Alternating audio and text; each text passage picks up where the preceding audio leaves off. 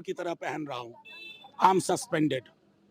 जब काला दौर होता है ना, तो तानाशाह को ऐसी ही संसद चाहिए कि जहां लोग बकरी मेमने की तरह मैं करते रहे। आपसे सवाल पूछ रहे हैं ना साहब,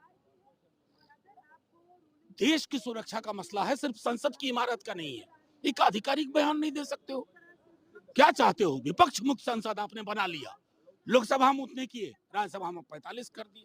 जो बचे खुचे हैं कल कर देना, लेकिन याद रखे जाओगे, ये दौर याद रखा जाएगा कि जब से अपने दूसरे टर्म में मोदी जी आए हैं बहुत कमजोर हो गए, और कमजोर व्यक्ति ही इस तरह की हरकतों को प्रोत्साहित करता और करवाता है पार्लियामेंट्री अफेयर्स मिनिस्टर द्वारा।